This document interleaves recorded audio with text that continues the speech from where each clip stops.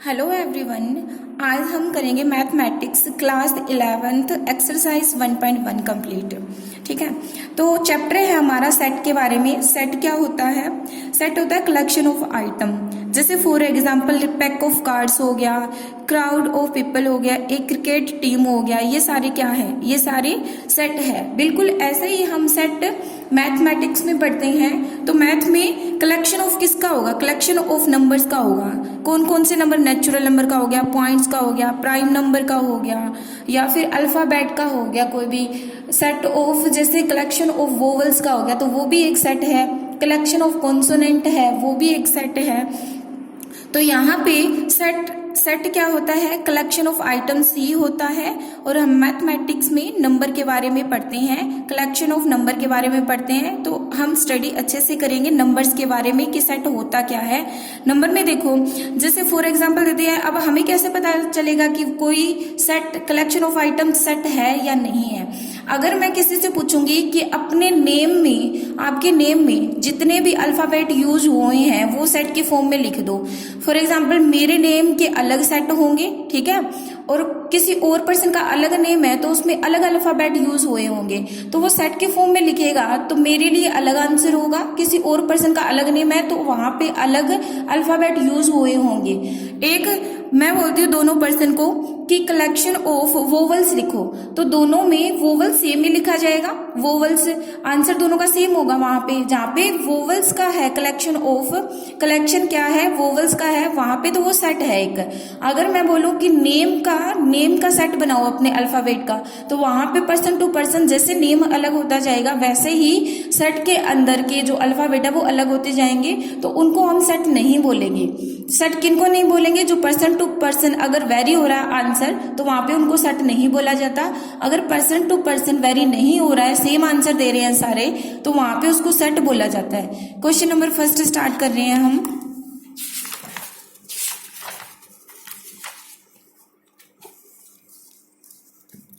Question number first है which of the following are set justify your answer. हमें justify करना है answer कि ये सेट है या नहीं है। अब हमें कलेक्शन ऑफ मंथ लिखना है। कौन से मंथ लिखने हैं? जो जे से स्टार्ट होते हैं। अब किसी पर्सन से भी पूछ लो, जे से स्टार्ट होने वाले जनवरी, जून और जुलाई बताएगा। 3 मंथ आएंगे सेट के अंदर, तो सेम आंसर रहेगा। तो ये हमारा एक सेट है, ठीक है। सेकंड है the collection of 10 most talented writer of India. देखो 10 मोस्ट टैलेंटेड राइटर लिखने हैं इंडिया के।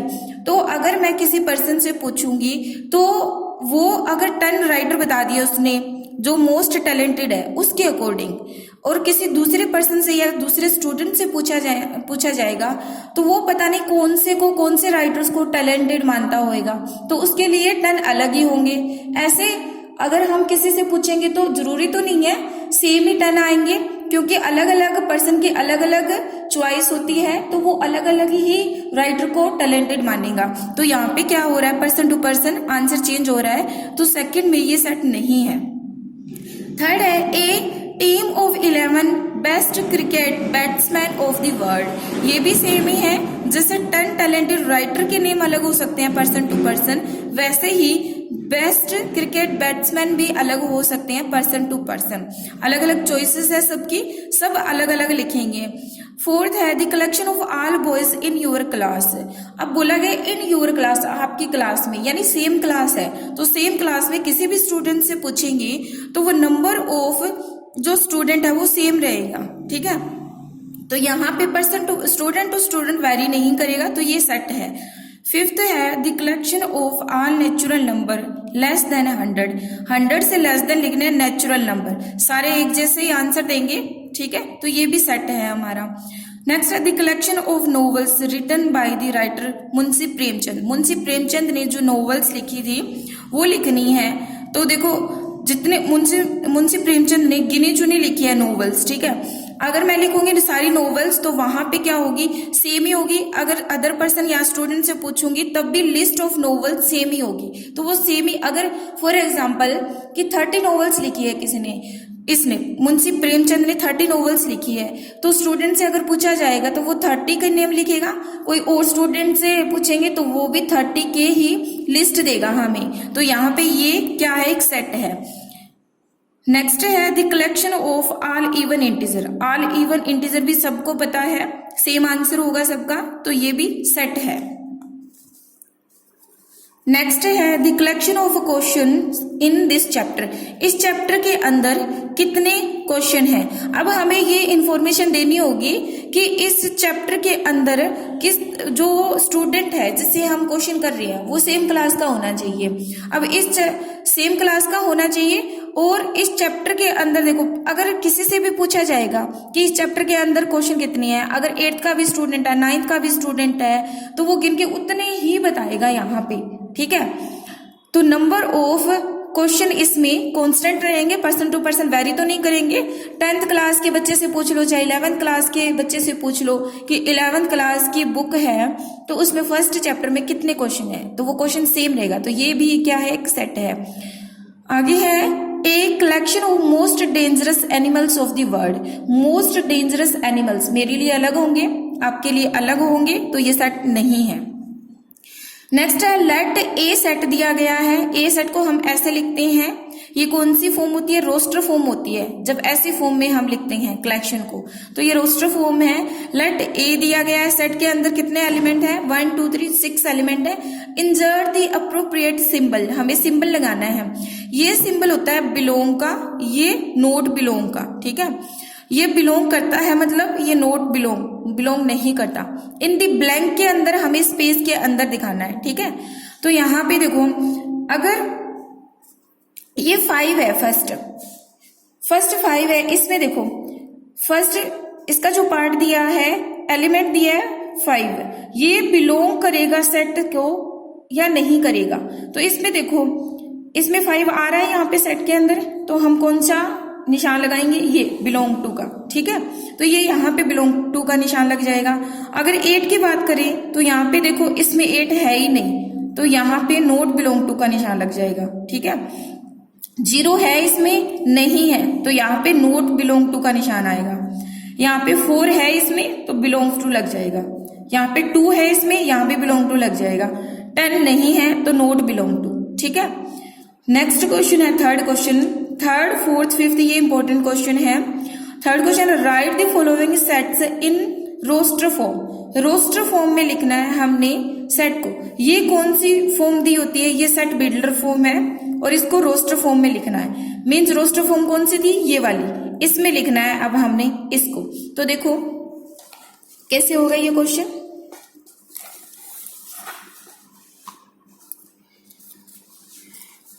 क्वेश्चन नंबर 3rd का फर्स्ट पार्ट क्या गिवन है, a इज इक्वल टू, इसको ऐसे बोलेंगे, x डबल डॉट को बोलेंगे सच that x is N integer and -3 से लेके x कहां तक है, 7 तक है, ठीक है। अब सेट बिल्डर, इसको क्या लिखेंगे, सेट बिल्डर फॉर्म गिवन है, रोस्टर फॉर्म हमें लिखनी है, तो ए सेट लिखेंगे हम।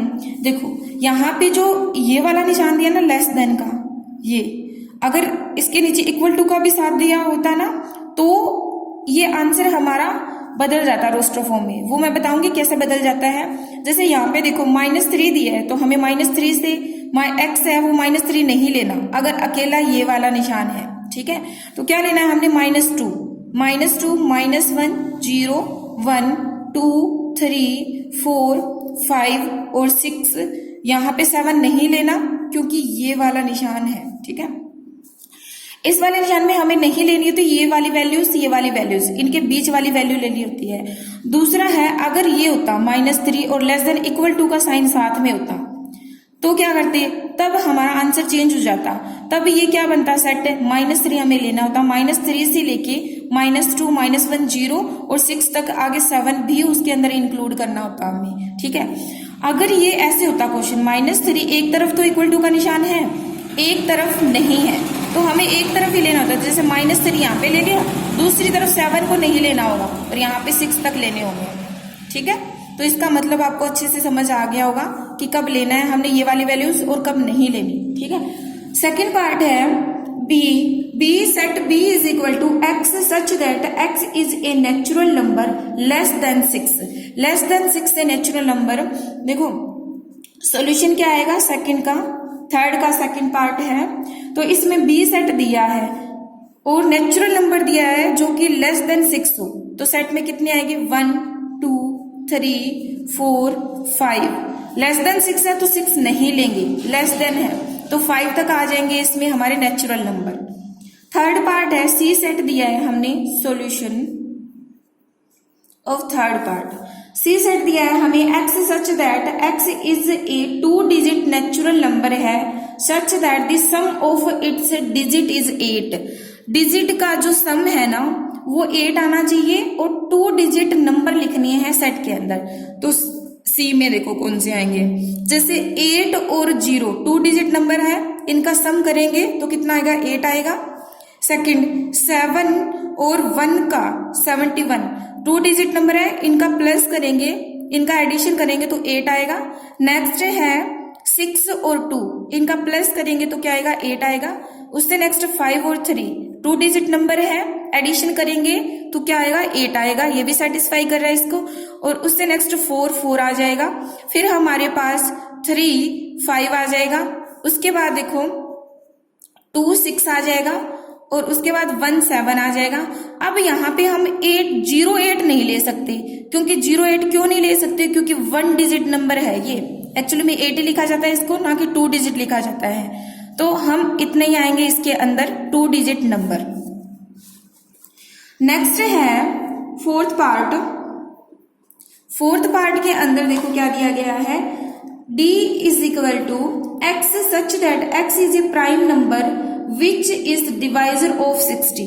जो डिवाइजर हो 60 की और प्राइम नंबर लिखने हैं हमें, तो कौन से आएंगे, d इज इक्वल टू, इसके अंदर कौन से आएंगे, एक तो 2 है प्राइम नंबर और डिवाइजर भी है 60 का, फिर 3 है, उसके बाद 5 है, और कोई भी नंबर नहीं आएगा जो प्राइम भी हो और डिवाइजर भी हो 60 का, तो इसके अंदर 3 आएंगे ओनली।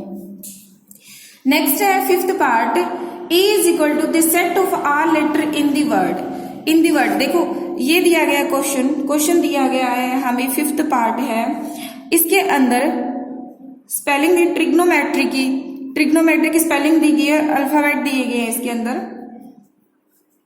तो इसका सेट कैसे बनेगा, इतने दिए गए।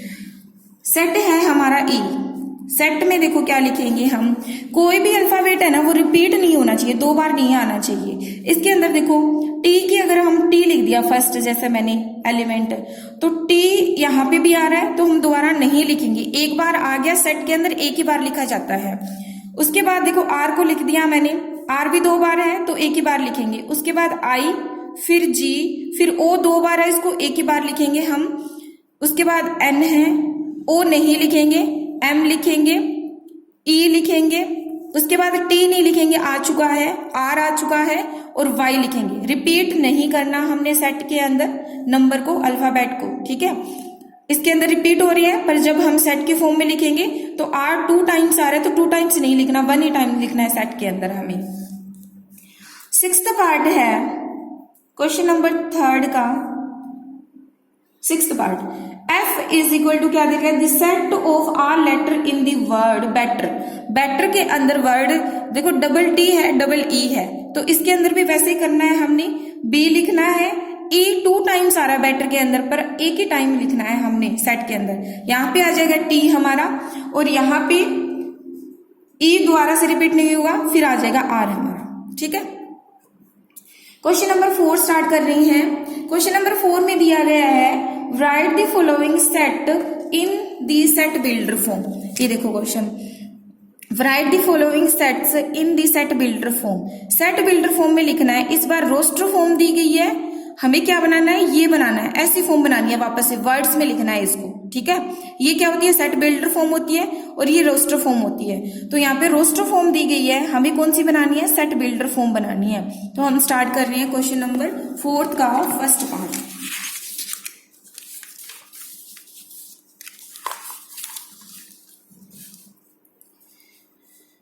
क्वेश्चन 4 फर्स्ट पार्ट क्या दिया गया है हमें, ए सेट ले लेते हैं, उसके अंदर 3 6 9 और 12 दिया गया है, ठीक है। सेट बिल्डर में कैसे बनाएंगे, ए लिखना है, एक्स लिखना है, such that x is equal to, ध्यान से इसको नोट करना है, सीरीज किसकी बन रही है, किसकी सीरीज बन रही है, ये बन रही है 3n की सीरीज। तो इज इक्वल टू हम लिखेंगे कि 3n, x is equal to 3n है, और n बिलोंग करता है किसको, नेचुरल नंबर को, ठीक है। एंड n की वैल्यू कहां तक वेरी कर रही है, अब सारा टेबल तो नहीं है, बहुत लंबी सीरीज तो नहीं है, ओनली 12 ही है। अब कितने से मल्टीप्लाई करें 3 को कि 12 आ जाए, 4 से, तो n हमारा देखो कहां तक वेरी कर रहा है, 1 से लेके 1, और 1 से लेके n वेरी करेगा हमारा 4 तक, ठीक है। हमें यहाँ पे इक्वल टू का साइन एक यहाँ पे लेना होगा क्योंकि 1 इंक्लूड है, यहाँ पे इक्वल टू का साइन साथ में लेना होगा क्योंकि यहाँ पे 4 इंक्लूड है, ठीक है। ये हो गई हमारी set builder form first part की। सेकंड पार्ट देखो, सेकंड पार्ट में क्या करना है, हमने 2, 4, 8, 16 और 32 दे रखा है, इसके अंदर हमें राइट करनी है सेट बिल्डर फॉर्म। तो किसकी सीरीज है, ये सीरीज है 2 की टेबल है ये, तो 2n की सीरीज आएगी, तो बी लिख देते हैं set x such that x is equal to 2n हो जाएगा, यहाँ पे 2n हो जाएगा, और n बिलोंग करेगा किसको, नेचुरल नंबर को।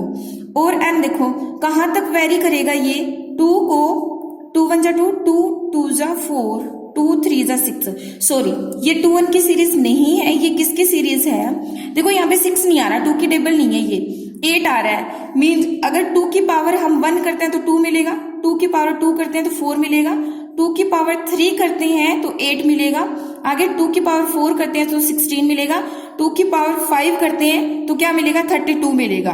तो ये वाली सीरीज है, इसको कैसे लिखेंगे हम, b is equal to x such that x is equal to 2 की पावर n, यहाँ पे देखो पावर वेरी कर रही है तो 2 की पावर n लिख दिया हमने, और n बिलोंग करेगा नेचुरल नंबर को, एंड वेरी कहाँ करेगा, 5 तक पावर आ रही है ना, 2 की पावर 5 करते हैं तब 32 आता है, तो यहाँ पे 1 से लेके पावर n की वैल्यू कहां तक वेरी करेगी, 5 तक। तो ये हो गई हमारी set builder form second part की। थर्ड पार्ट में क्या गिवन है, थर्ड पार्ट में दिए हैं,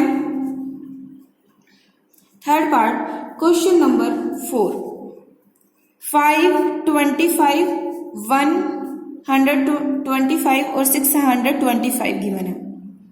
इसको देखो कैसे लिखेंगे, C set is equal to x such that x is equal to, ये देखो 5 की पावर में चेंज हो, 5 की पावर 1, 5 की पावर 2, 5 की पावर 3 और 5 की पावर 4 में चेंज हो रहा है। तो इसको देखो 5 की पावर n लिखेंगे, ठीक है, और n कहां से लेके कहां तक वेरी हो रहा है, किसको बिलोंग करता है, n belongs to natural number, and 1 से लेके n कहां तक वेरी करेगा, 5 की पावर 1, 2, 3, 4 तक, इसके अंदर ये आ जाएगा। नेक्स्ट है फोर्थ पार्ट, 2, 4 और 6 और यहाँ पे लगा है डॉट। जब हमें ये देखो इवन नंबर है और यहाँ पे लगा है डॉट लगे हैं, यहाँ पे डैश लगा के छोड़ दिया जाता है, मतलब ये फाइनाइट सेट नहीं है। ऊपर जितने भी पढ़े थे हमने फाइनाइट सेट थे, इनफाइनाइट वैल्यूज आ रही है। अब इवन नंबर इनफाइनाइट तक जाते हैं, हमें नहीं पता कहाँ पे खत्म होते हैं, तो उसके लिए डैश लगा देते हैं। तो इसके लिए देखो क्या राइट करेंगे हम, x such that x is equal to even number लिखेंगे, सिर्फ लिखेंगे क्या इसके अंदर, x इज इवन नंबर्स। अब यहाँ पे हमें बताने की जरूरत नहीं है कि ये कहाँ तक वेरी करता है, क्योंकि हमें पता ही नहीं है कि कहाँ तक वेरी कर रहे हैं। तो इवन नंबर लिखेंगे, सिंपली हम कोई भी सेट का नाम दे देंगे यहाँ पे। नेक्स्ट पार्ट है फिफ्थ में देखो, फिफ्थ पार्ट के अंदर क्या दिया गया है, सेट दिया गया है 1, 4, 9 का, और कहाँ तक 100 तक है ये। अब इसमें देखो सीरीज ध्यान से नोट करनी है, सीरीज किसकी बन रही है। अगर हम करते हैं 1 की स्क्वायर तो 1 मिलेगा, 2 की स्क्वायर करते हैं तो 4 मिलेगा, 3 की स्क्वायर करते हैं तो 9 मिल रहा है, कहाँ तक 10 की स्क्वायर करते हैं तो 100 मिलता है। तो कैसे लिखेंगे इसको, E set x such that x is equal to, कौन वेरी कर रहा है, n की पावर स्क्वायर, ऐसे लिखेंगे उसको, ठीक है, क्योंकि देखो स्केयर तो स्केयर आ रहा है हर बार, और यहाँ पे 10 तक कहाँ तक वेरी कर रहा है ये n, जो वेरी करता है ना उसको n दिया जाता है, उसको अल्फाबेट या वेरिएबल का नेम दिया जाता है। यहाँ पे वेरी कर रहा है 1 2 3 4, ये बेस क्या कर रहा है, वेरी कर रहा है। तो n बिलोंग्स टू क्या लेंगे, नेचुरल नंबर, एंड n की वैल्यू कहाँ से लेके कहाँ तक वेरी कर रही है, 1 से लेके इक्वल टू एंड वेरी कर रहा है हमारा 10 तक। ठीक है, उसके बाद नेक्स्ट क्वेश्चन है, नेक्स्ट क्वेश्चन में लिखेंगे हम, पढ़ लेते हैं question number 5, list all the element of the following set. इसमें भी हमने क्या राइट करना है, रोस्टर फॉर्म राइट करनी है, बिल्कुल जो क्वेश्चन नंबर 3 था उसके जैसा ही है ये।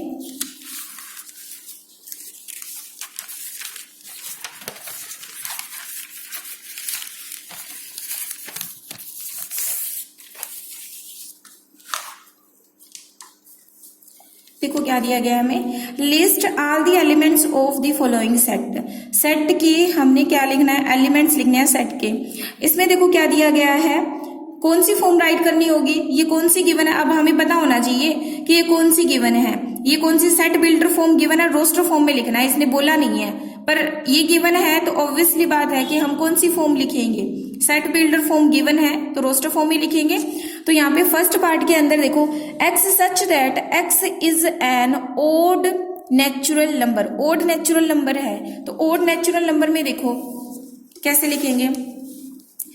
फर्स्ट पार्ट है क्वेश्चन नंबर 5 का, a इज इक्वल टू, इसके अंदर ओड नेचुरल नंबर हमें नहीं पता, इनफाइनाइट का सेट है ये, एक्चुअली इनफाइनाइट का सेट है, तो हम स्टार्टिंग के लिए 1 3 और 5 और फिर डैश डैश लगा के इसको ऐसे लिख दें, क्योंकि ये इनफाइनाइट नंबर ऑफ एलिमेंट्स है इसके अंदर। ठीक है, सेकंड पार्ट के अंदर बोला गया है हमें, second part B set given है और एक्स सेट, यहाँ पे लिख देती हूँ बी सेट गिवन है और इसके अंदर x such that x is an integer है, इंटीजर है, और क्या गिवन है, और वैल्यू है -1/2 से लेके x 9/2 तक वेरी करेगा। अब हम इसको क्या लिख सकते हैं, इसको लिखते हैं -0.5 लिख दें।